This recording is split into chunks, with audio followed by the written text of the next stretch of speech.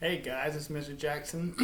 I'm going to do one video for all of the instruments for audition music. I'm going to be playing this on a violin, but if you play viola, cello, or bass, you can follow along and play exactly the same thing. Cellos and basses are just going to be playing a little bit lower, but you can use these and play along with them exactly as if you were playing a violin. So I'm working with 6th and 7th grade audition music only. 8th graders, of course, you have a different set of audition music. So I'm going to start with the scales, and I'm just going to go straight up and straight down exactly how they're written. This shouldn't be too difficult. The main things to remember is the D major scale uses the blue pattern, the C major scale uses the red pattern, the A major scale uses the gold pattern, and the B flat major scale uses the green pattern. Each scale uses a different finger pattern all the way from the beginning to the end. Now bass, there is some exceptions for you guys, and you have some kind of strange things, but if you follow the fingerings and the shifting on your music, it should sound exactly what I'm doing, just lower. Alright, let's go straight through the scales. D, C, A, and B flat. 1 and 2.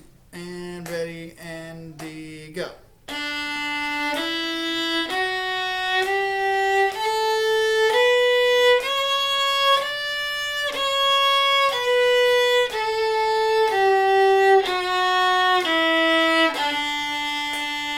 Ready, C major scale. F natural.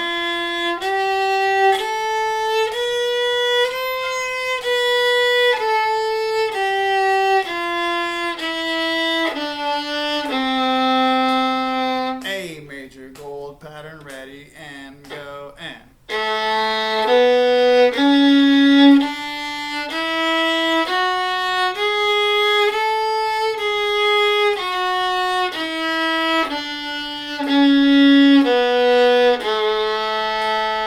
B flat major, ready, start with low 2.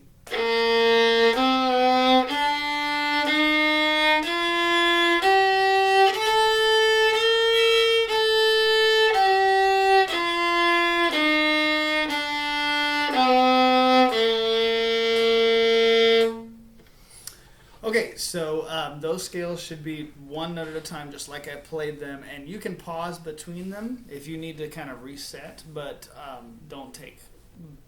But just make sure you're resetting and thinking about your fingers going in a different place for each of those. All right, now I'm going to move on to the first etude, Etude 16. This one, like the D major scale, uses only blue pattern notes. With the exception of bass, it does use some gold pattern stuff when you get to shifting on C sharp and high D. But for everything else, it's blue pattern. And I forgot to mention, bass, you do use some red pattern stuff on the E and the A string. The trickiest thing about this one is the rhythm and the bowing that goes along with it, but the notes, they just kind of go in scale order for the most part. All right, I'm going to play it about the same tempo I played the scales. Da, da, da, dee, dee, da, da, da, da, da, da, da, just like that. Ready? 1, 2, ready, low G.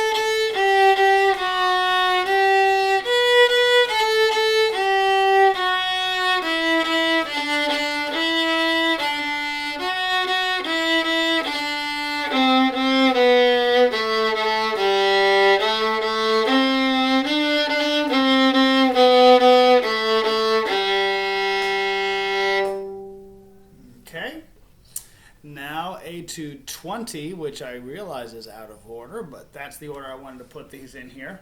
This one is in C major, so we don't have any F sharps, or any C sharps. I wrote those F naturals in the music specifically so that you knew all our F naturals. All right. So this one is the rhythm is very easy on this one. Straight eighth notes all the way to the end of the etude.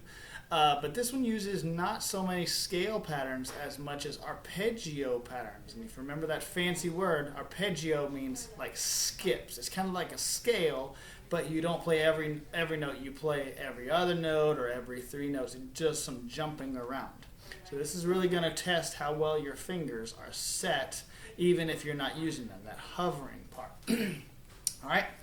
C natural on the G string. Here we go. Or C natural on the A string for the bass.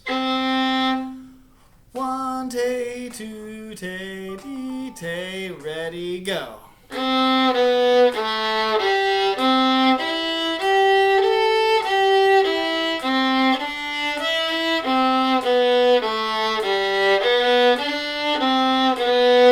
F natural.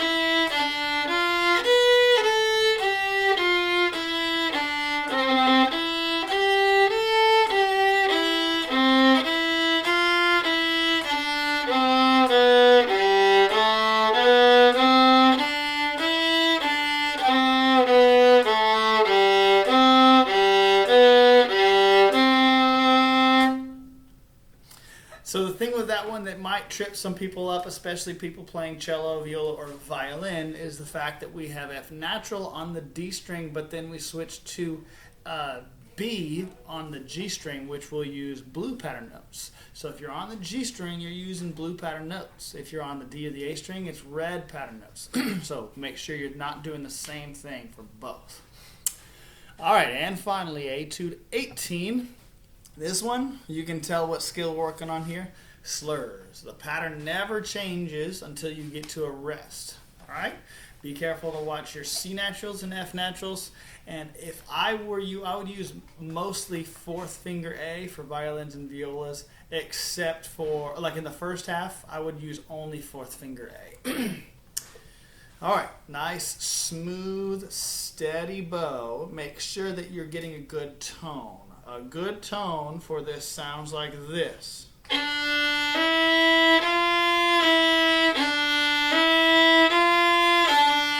Be careful not to use this much bow and instead get this shrinky-dink, tiny little scratchy sound. You want to use that bow. Even though it's slow bow, it's really not that slow. Here we go. 1, 2, steady. Here we go.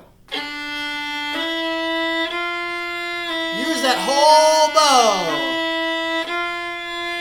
E.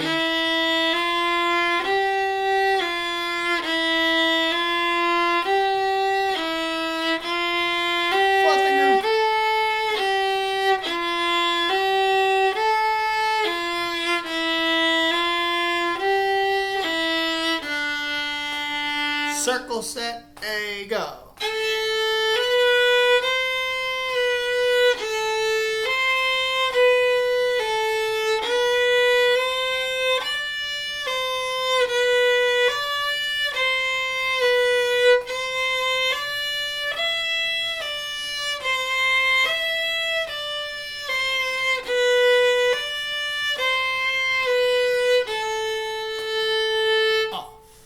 Now, there's not one written in my music here, but there's a rest at the end there.